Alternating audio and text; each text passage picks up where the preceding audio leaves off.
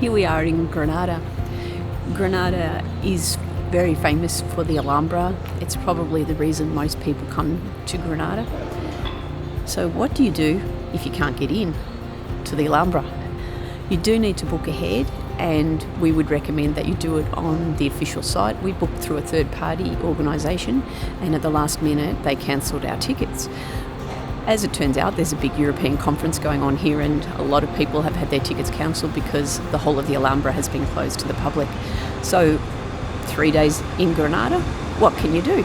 There's a whole lot of really interesting areas to wander around. You can see behind us is under the Albaycin, part of the Albaycin area. There are little laneways that you can wander through up in there, and you can also wander through in the Sacramento area. Behind us you can see a little train has just gone past. You can pop on that train and take a trip around the area. It's probably not one of the most organised of events that you could experience. There's a bit of a trick involved. You do need to buy tickets. You can buy the tickets online. If you've bought your tickets online, it doesn't count as a ticket to get on the train unless you've had that ticket verified. There's a 2-queue system going on outside the train. One is the ticket to get on the train if your ticket's been verified. The other is the queue to buy the ticket or to have your ticket verified. So it can be a little bit confusing. You might want to ask before you stand in one of the lines. You can also jump on the local bus, which might be the better option and probably a little bit cheaper. I think for a day pass on the little bus that runs around, it's €13 a person. If you want to hop on and off, and if you just want to do one lap, I think it was €9. Peter, am I right with that? He's giving me the nod there behind the camera. So €9 for one lap. It is a steep area, so there's lots of hills to climb up, and up to the Alhambra some people thought that the climb was a little bit steep. If you've got a moderate level of fitness, I don't think you'll be troubled by that at all. We certainly weren't bothered by it.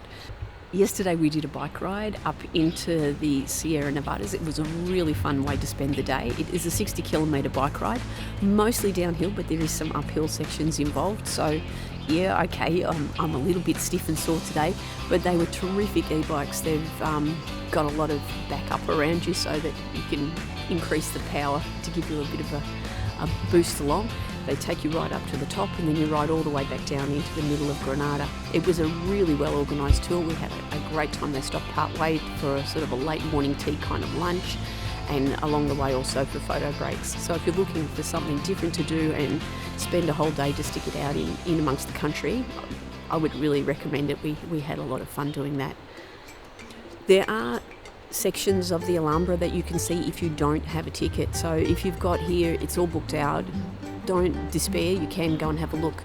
And in fact, some of the best views of the Alhambra are in fact across the hill looking back towards the Alhambra, but you can walk up and see all the areas around it. So there's a museum in the Alhambra which we were able to access, and a few other areas where you get a really good sense of the buildings. Not saying it's as good as going inside, can't really tell you what that was like because we didn't get to see it, but hey, something for next time. Maybe if you've been, you can share some photos.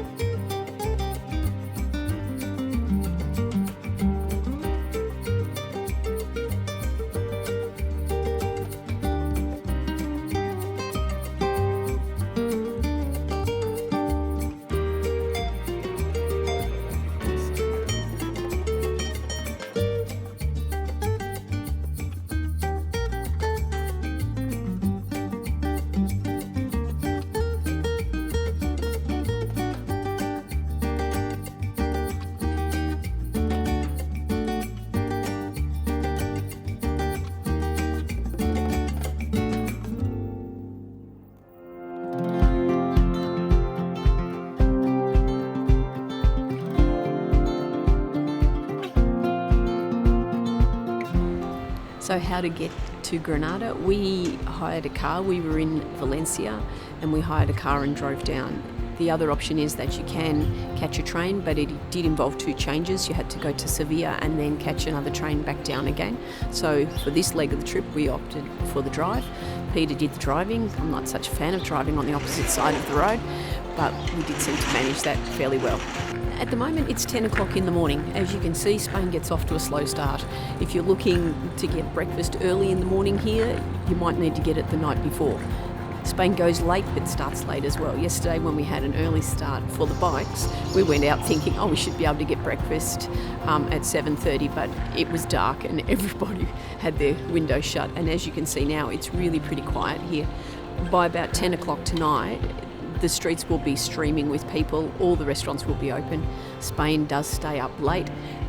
Our next stop is Sevilla. We'll be catching a train here from Granada up to Seville. It's only a couple of hours on the train. We've had no issues so far with the train, so fingers crossed for a smooth trip, and we'll see you in Seville.